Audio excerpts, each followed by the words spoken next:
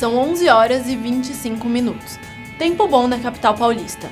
No momento, os termômetros marcam 20 graus. A temperatura mínima é de 18 e a máxima de 27 graus. Veja agora os destaques do MAC Notícias de hoje. Manifestantes se reúnem na Paulista para prestar apoio ao republicano Donald Trump. Saiba todas as mudanças sobre a possível privatização do Parque Ibirapuera. Confira as dicas de empreendedorismo que deram certo em meio à crise econômica. Saiba a melhor forma de programar a sua viagem em meio a esse período turbulento da nossa economia. Brechós chiques oferecem uma solução econômica para quem gosta de se vestir bem, mas não quer gastar muito. O crescimento do mercado de games e o campeonato Red Bull Play One. Estes e outros assuntos você acompanha conosco a partir de agora. O MAC Notícias está começando.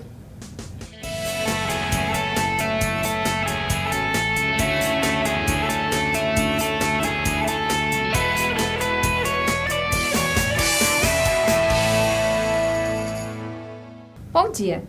Manifestantes se reuniram na Avenida Paulista no sábado, dia 29 de outubro, dias antes das eleições americanas, em uma manifestação a favor do então candidato republicano Donald Trump. A repórter Júlia de Campos trouxe algumas imagens para nós. Confira agora.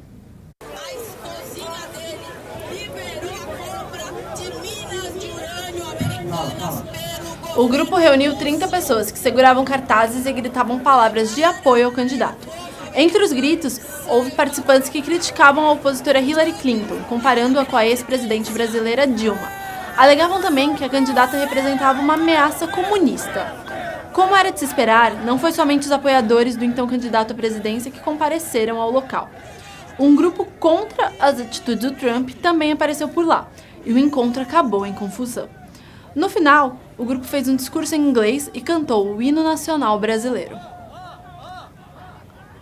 A polícia que acompanhava os manifestantes interviu na briga e pelo menos 4 pessoas foram detidas. Confira agora no Giro de Notícias Internacionais com comentário da repórter Amanda Rinaldi. Contrariando todas as previsões, Donald Trump foi eleito presidente dos Estados Unidos. O sentido aí, se é que há algum, pode estar no que a política chama de eleitor envergonhado. O cidadão que não deixa claro qual seria o seu voto real, uma maioria silenciosa. Talvez não seja a hora de focar em uma melhor análise de bases de dados de pesquisas que apontavam Hillary Clinton como favorita à presidência, mas sim perceber que nem todas as promessas positivas feitas para o público-alvo de Trump serão economicamente possíveis de se realizar, assim como promessas xenofóbicas que parecem ser os pilares de medo que tomou conta do mundo. Uma figura que não tem sequer o apoio dos líderes políticos do Partido Republicano não parece ter forças para executar ideias como a construção de um muro na fronteira do México e romper acordos comerciais. Trump, presidente, aparentemente deverá ser uma figura completamente distinta daquele que discursou ao longo de sua campanha. O recém-eleito prefeito de São Paulo, João Dória, planeja concretizar a proposta de campanha que consiste em privatizar 107 parques públicos da cidade. A repórter Bruna Vieira foi ao Ibirapuera saber a opinião dos comerciantes e frequentadores do parque. A privatização é a venda de empresas ou instituições do setor público ao setor privado, mas nesse caso, dos parques, é como terceirizar o serviço. A empresa privada ficará responsável pela administração do parque. Por concessão, ela terá direito aos quiosques de alimentação e à organização de pequenos eventos. A entrada continuará gratuita. Pagamos um aluguel para a prefeitura. Acontece da seguinte maneira: o nosso contrato é um contrato a título precário, né, no qual nós pagamos um aluguel para a prefeitura e, no caso, havendo uma privatização, nós esperamos o quê? Que uma empresa que administra o parque venha a proceder da mesma maneira que a administração do Parque do Ibirapuera exerce, né? Na minha opinião, será, de certa forma, bom, porque eu entendo que vai haver melhoras para o Parque do Ibirapuera.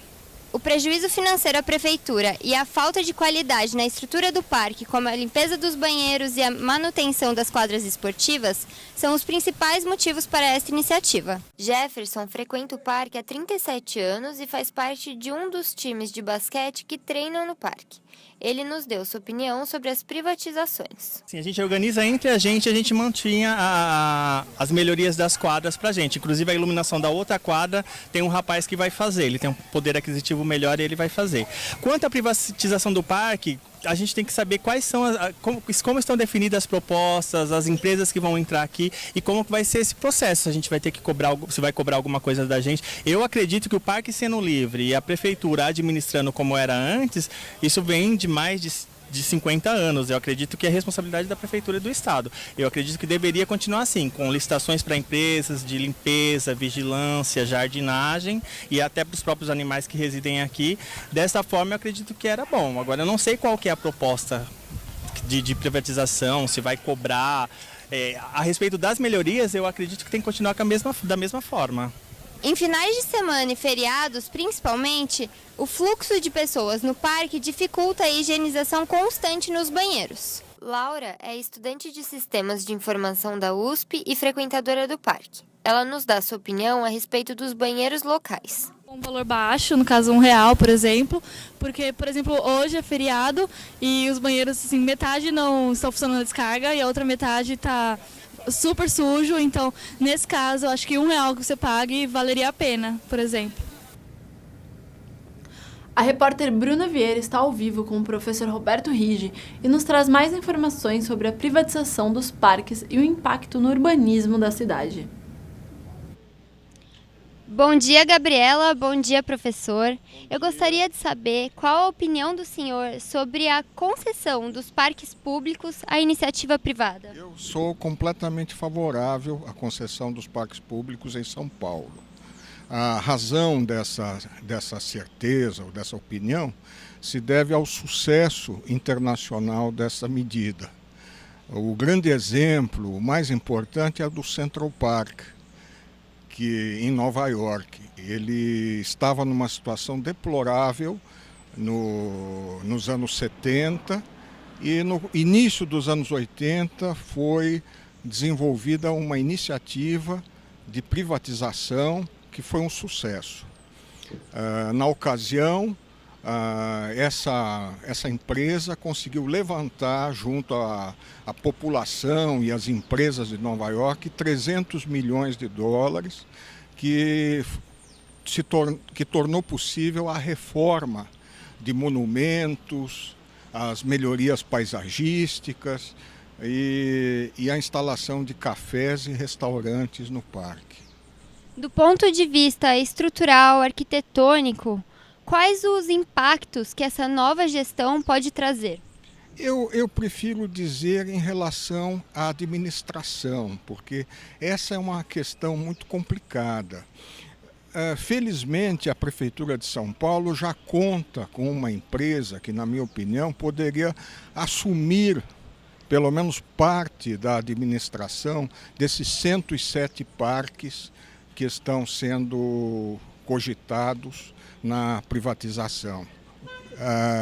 Essa empresa é a SP Tours, que é uma empresa pública, privada, com ações, com um bom capital de 200 milhões de reais e que eu acho que seria competente no sentido de administrar. Agora, para que essa administração seja mais correta, acho importante que haja uma participação multidisciplinar de outras secretarias da Prefeitura, como a do Meio Ambiente, do Verde, também das secretarias como Planejamento e outras, formando um conselho de administração dos parques. Isso daria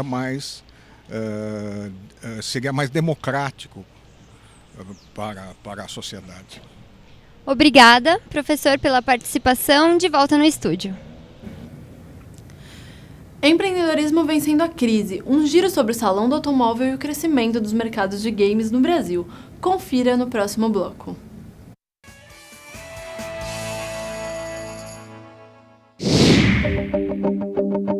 A aspirina é um remédio que todo mundo já usou um dia.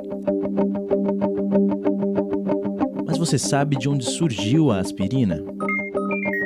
Da casca de uma planta. Isso mesmo, a aspirina é produzida a partir da casca do salgueiro. E não é só aspirina não, muitos remédios têm ingredientes da natureza. Outros são criados a partir de pesquisas de moléculas e do uso calculado de substâncias químicas. Pois é, para fazer um remédio é preciso muita pesquisa e um profundo conhecimento científico. Um trabalho complexo e fascinante. Um conhecimento que você aprende no curso de farmácia. Nele você tem aulas de anatomia, genética, imunologia, biologia molecular, entre outras. Você aprende a usar a ciência para garantir saúde e qualidade de vida às pessoas. Mackenzie, há 140 anos formando gente que vai mudar o mundo.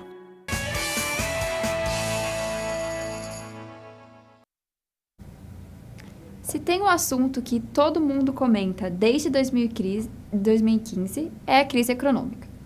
Preços lá em cima, desemprego, economia estagnada. Mas há quem encontre oportunidades em meio ao caos, uma chance para mudar de vida. Como isso é possível? Nossa repórter Amanda Rinaldi foi descobrir como empresas sobreviveram a esse movimento e qual o segredo dos empreendedores que deram certo nesse cenário. Em qualquer crise, no Brasil e no mundo, sempre vão existir dois tipos de pessoas. Aquelas que ficam esperando que alguém faça alguma coisa por elas e aquelas que decidem fazer alguma coisa por elas mesmas.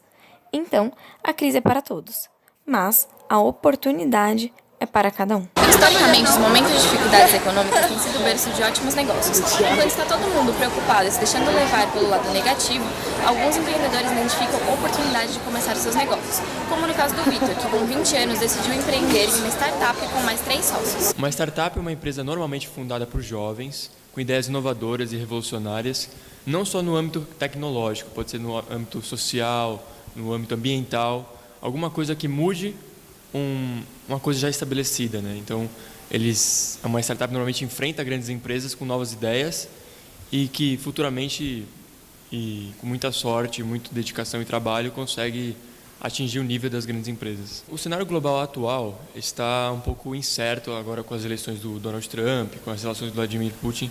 Isso, às vezes, pode influenciar diretamente uma startup, diretamente qualquer empresa do ramo tecnológico, do ramo... qualquer ramo, na verdade, né? Então, a economia sempre bate nas empresas que estão começando, porque as estabelecidas, mesmo são grandes, elas podem cortar funcionários e elas têm uma verba para se sustentar em época de crise. Já uma startup não, uma startup tem um dinheiro contado para pagar os funcionários, para se estabelecer nesse momento. Então é um momento de dificuldade. É muito comum que a criação de novas leis atrapalhem os empreendedores brasileiros.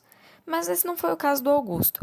Com a criação da Lei número 55.045, chamada Lei do Parklet, o Augusto criou, aos 24 anos, a Sou Urbanismo, empresa que transforma vagas de estacionamento em parklets, estruturas de lazer e convívio que podem ser utilizadas para diversos fins.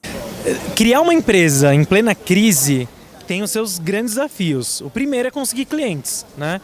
Porque todo cliente que eu batia na porta, ele falava, nossa, mas esse cenário, eu não sei se eu vou ter caixa para isso, se é um investimento seguro, enfim. Mas eu acho que a gente tem que dobrar e multiplicar a prospecção. Então, se antes eu batia na porta de uma pessoa para fazer uma venda, com a crise você tem que bater na porta de 8 pessoas, mas alguém vai querer comprar. E o bom de ter nascido na crise é que a gente nasceu tudo enxuto. Então, como nós não explodimos de cara, a gente não explodiu, a gente sofreu muito nos primeiros meses de empresa, toda a nossa estrutura foi enxuto. Então, por exemplo, toda a equipe sabe que não existe um cargo específico, todo mundo tem que saber fazer um pouco de tudo, todo mundo tem que se jogar e nos desafios que surgem. Eu acho que todo mundo sabe que o problema é global, que o problema é de todo mundo quando acontece. Isso é muito bom. O cenário atual do Brasil mostra que boa parte dos novos empreendedores são jovens e muitas vezes as ideias surgem com o objetivo de melhorar negócios que já existem. É sobre essa tendência e novas oportunidades que Albert Liu, estudante de economia da USP, baseia suas perspectivas.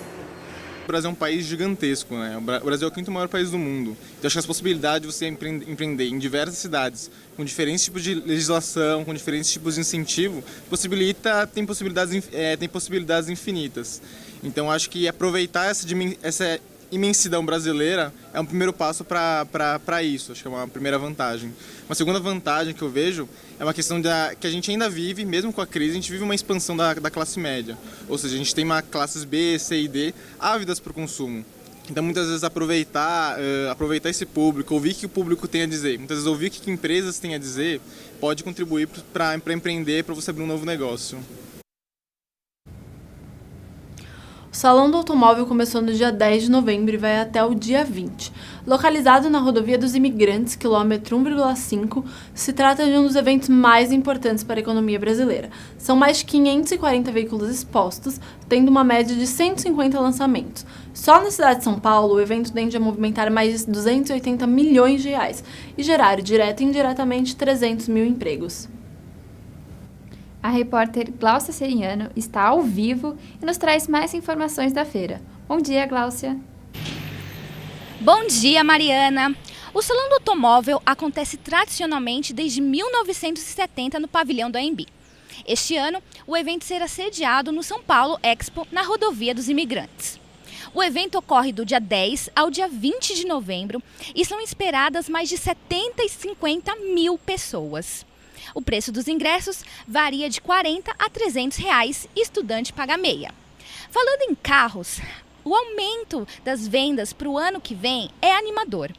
O governo prevê 9,2% no aumento das vendas, em média 2,4 milhões de veículos, 300 mil a mais do que o ano de 2016. Um dos motivos para o aumento das vendas é a grande demanda reprimida pela crise financeira, além da diminuição do número de desempregados e o aumento da confiança do consumidor. É com vocês no estúdio. Muitas pessoas dedicam seu tempo e dinheiro em coleções de carros antigos. Os carros colecionáveis, além de ser uma grande paixão para quem se aventura nesse universo, também pode representar um negócio rentável. Confira a matéria de Vitor Ventura. Colecionar carros antigos virou um negócio rentável. Uns fazem por paixão, outros fazem pela popularidade e crescimento do mercado. Augusto é um desses que colecionam por paixão. Apesar de possuir apenas um exemplar, um Opala 79, reformado pelo próprio estudante de engenharia, ele possui um amor pelos carros e esse é apenas o início de sua futura coleção. Meu pai, ele tinha um Opala e reza a lenda que eu brincava dentro do Opala dele e, bom, eu sempre falava para meus primos, para todo mundo que eu ia ter um Opala e ninguém levou a sério. Todo mundo falou que eu ia gastar dinheiro, porque você compra ele e continua gastando. Sim, as pessoas precisam entender que o carro antigo ele não deixa de ser um carro.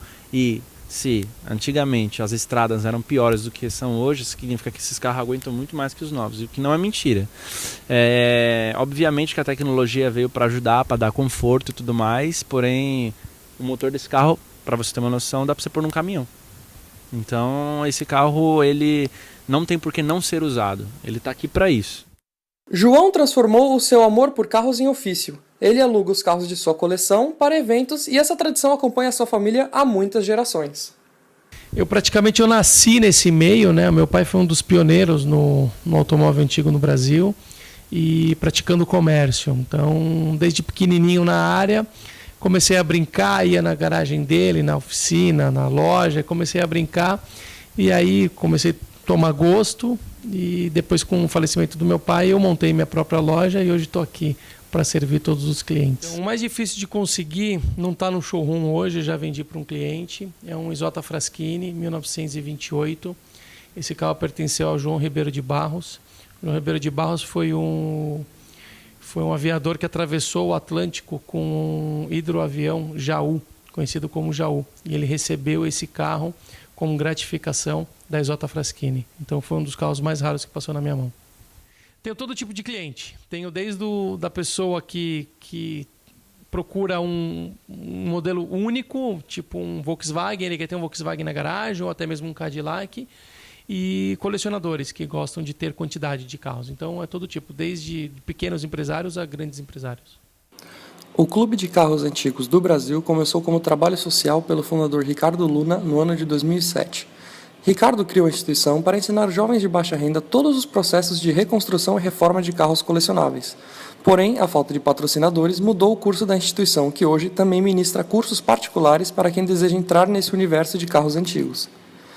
Hoje, o Clube de Carros Antigos do Brasil divide os seus cursos entre alunos particulares e bolsistas de baixa renda e pretendem, no futuro próximo, conseguir recursos para ensinar de jovens carentes e instruí-los a ingressar no mercado de trabalho. Agora vamos falar do crescimento do eSports no Brasil. Confira o campeonato de League of Legends que aconteceu no último fim de semana. O Red Bull Play One, um campeonato de 2 dias com final internacional no domingo. Países como México, Omã, Emirados Árabes e Chile marcaram presença no evento. Nossos jogadores representaram muito bem o país. Prova disso foi a conquista dos 3 primeiros lugares para nós brasileiros.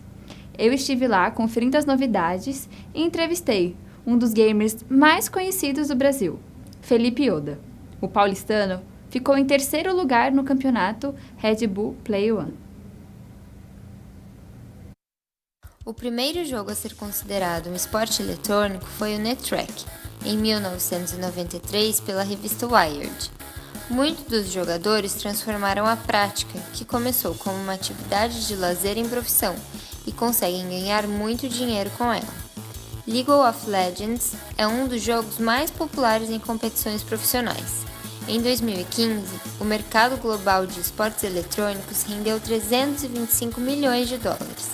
O valor estimado para esse ano é de 463 milhões.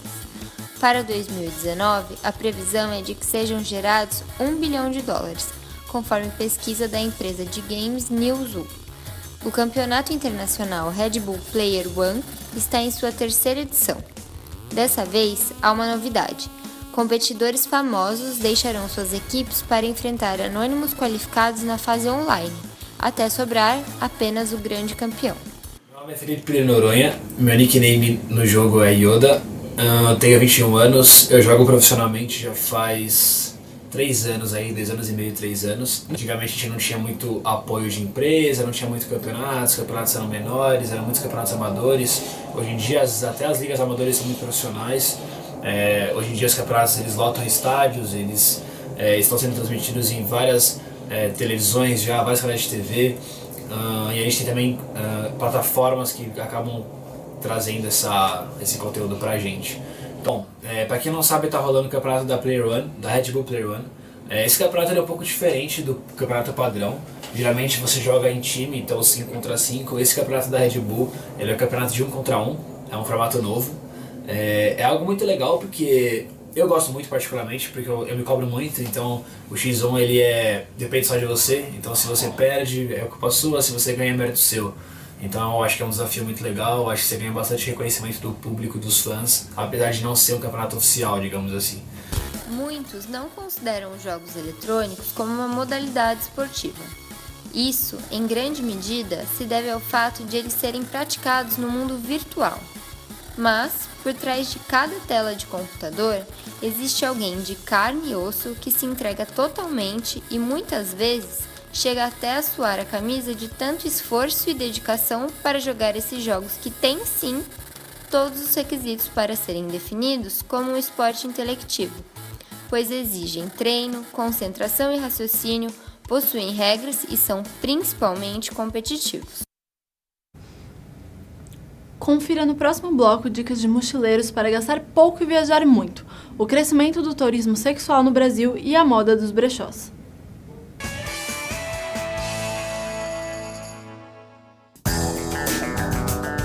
Olha que prédio enorme.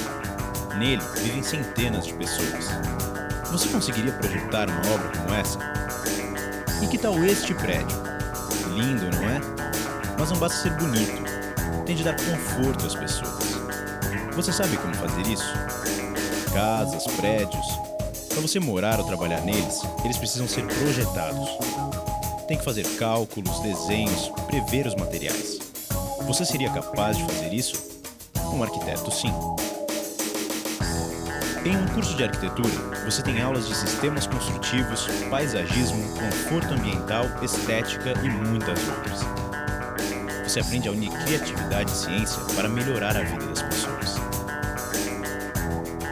Mackenzie, há 140 anos formando gente que vai mudar o mundo.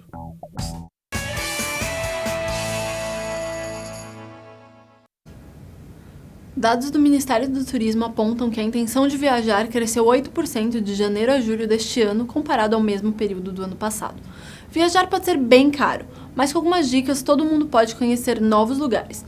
Para entender melhor como as férias podem ser divertidas e custar pouco, nossa repórter Vitória Fernanda nos traz algumas delas. As empresas do setor de turismo vêm promovendo ações de liquidações e promoções para não perder os clientes, mesmo com a crise financeira. E, mesmo com um pouco de dinheiro no bolso, o público tem comprado essas promoções e feito viagens. Segundo publicado no site do Ministério do Turismo, os desembarques internacionais cresceram de 2014 para 2015, de 10 milhões e 400 mil para 10 milhões e meio. Os desembarques dentro do país foram ligeiramente menores, de 94 milhões e 700 mil para 94 milhões e 400 mil.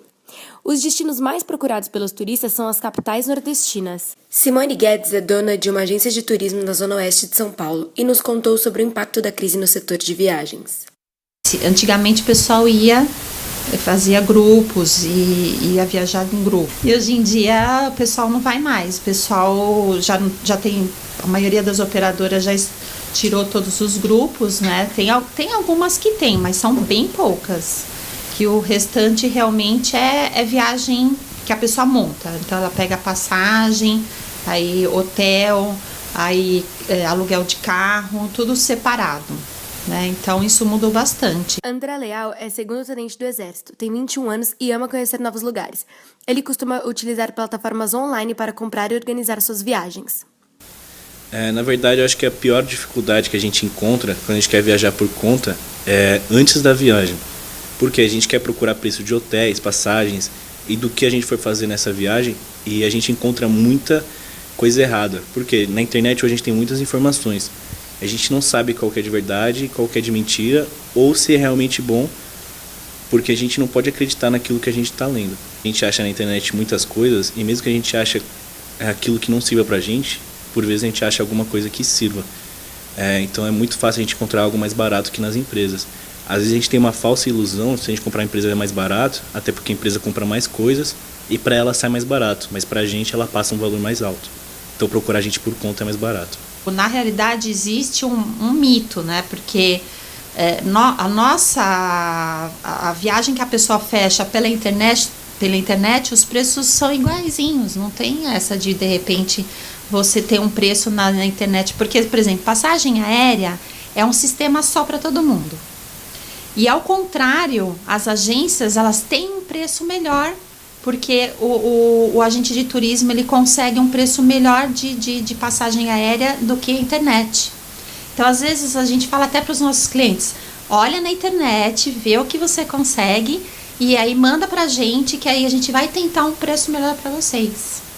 Então, a vantagem de fechar com o agente de viagem seria essa. E fora que você, assim, tendo o agente de viagem por trás, você tem uma segurança. Anotou as dicas? Agora escolha o destino, arrume as malas e boa viagem. A repórter Vitória Fernanda está ao vivo com Gabriel Tamperini, que viajou para diversos países como mochileiro e traz mais informações sobre como conseguir ter uma ótima viagem barata. Bom dia, Mariana. Eu estou com o Gabriel Meca, que é mochileiro e vai nos dar dicas sobre como planejar uma viagem. Bom dia, Gabriel. Eu gostaria de saber se você costuma comprar sua viagem independente ou você costuma contratar algum tipo de pacote.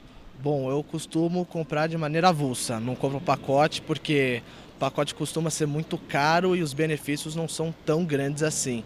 Então, por muitas vezes eu acabo comprando avulso, eu pago mais barato e acabo tendo mais benefícios, mais vantagens do que comprando um pacote de uma companhia.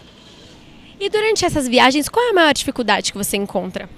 Bom, as dificuldades são várias, né? Primeiro é o idioma, que geralmente você vai para um país onde o idioma é totalmente diferente do seu, do que você está acostumado. Então, o idioma é a primeira dificuldade. A gestão do dinheiro, que você tem que se controlar, não poder gastar muito, para não faltar dinheiro depois, além da saudade de casa, que por mais que você viaje, quer se distanciar um pouco do seu cotidiano, você sente um pouquinho da falta da comida caseira, por exemplo. E, além disso, o que mais te encanta viajando como mochileiro? Bom, é a saída do cotidiano, né? O principal motivo para fazer viagens e fazer dessa maneira é você sair do seu cotidiano, você fazer coisas inesperadas, você fazer coisas por improviso. Então e dessa maneira você conhece novas pessoas, novas culturas. E é dessa maneira, acho que quando você faz de uma maneira muito planejada, você acaba disfarçando, você acaba escondendo algumas coisas que você queria conhecer. Sendo mais no improviso, dessa maneira você acaba descobrindo muito mais coisas. Qual é a sua dica para quem está pretendendo viajar como mochileiro? Bom, é você ter um pouquinho de noção do quanto você tem de dinheiro e do que você pode bancar. Por mais que você possa ter o sonho de ir para a Austrália, por exemplo, ou ir para a Europa, você não pode fazer essa viagem se você não tem condição financeira para isso. Então você tem que ter cuidados em relação ao destino. Então, planejar bem a sua viagem relacionando com o dinheiro que você tem. Você guardou, você faz uma viagem que você quer. E qual a sua dica de destino na América Latina? Bom, eu que já viajei, para mim o melhor destino é o Peru. Machu Picchu é sensacional. Muito obrigada, Gabriel. Imagina. E agora é com vocês no estúdio. Desculpe, o nome do entrevistado é Gabriel Meca. Falando em turismo, vamos ouvir o comentário da Ana Cláudia sobre o crescimento do turismo sexual no Brasil. O turismo sexual no Brasil tem crescido muito com o fácil acesso à internet e piorou com a Copa do Mundo de 2014.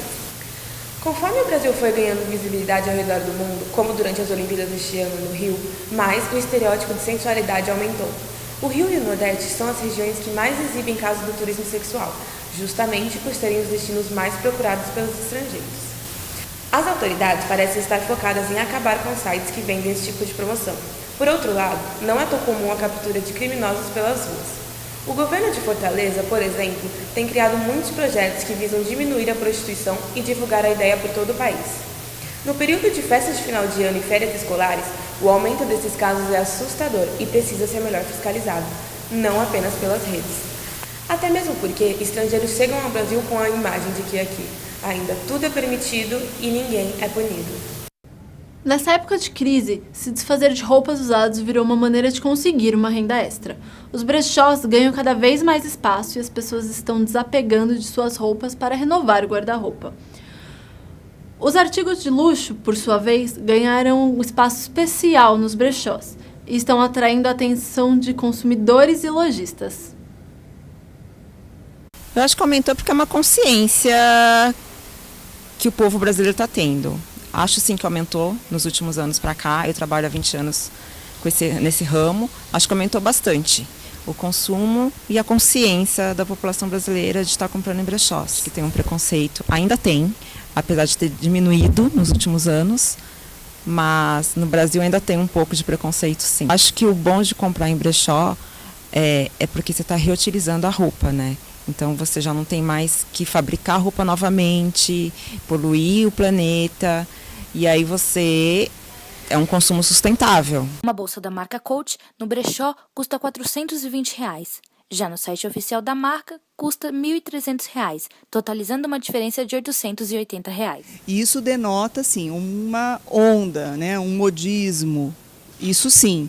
Não que esteja diretamente ligado a uma situação político-econômica, né, que a gente tem enfrentado. Com certeza, por esse motivo, existe um olhar mais atento para o brechó de luxo, já que ele oferece oportunidades de consumo mais acessíveis, mais interessantes, mas não que seja só pela situação econômica. Encerramos agora com uma crônica da Tainá Dias sobre a cidade de São Paulo. Até o próximo MAC Notícias.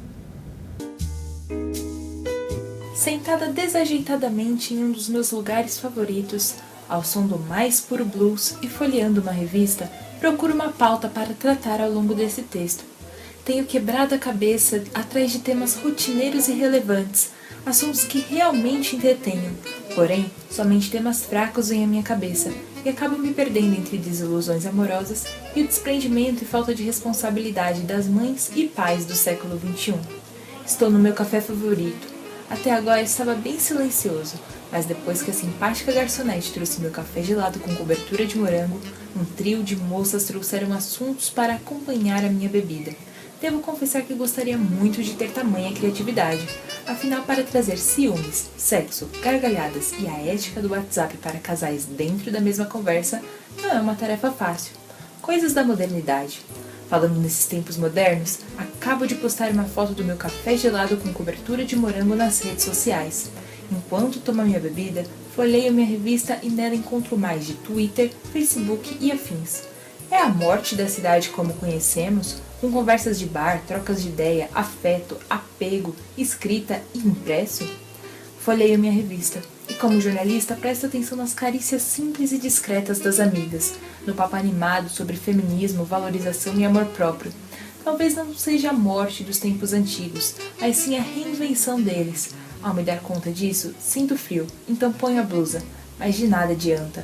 É frio interno, frio de aconchego, é frio de saudades de tempos não tão modernos, nos quais não estariam só eu e meu celular acompanhando a bebida. Mas enquanto estou aqui, dividindo a mesa com a sorte e a solidão, tenho um choque de realidade. Começo a ter noção de que tudo tem seu começo, meio e fim, tanto bom quanto ruim, seja da bebida, da revista, das conversas das meninas, ou simplesmente da reinvenção da nova São Paulo.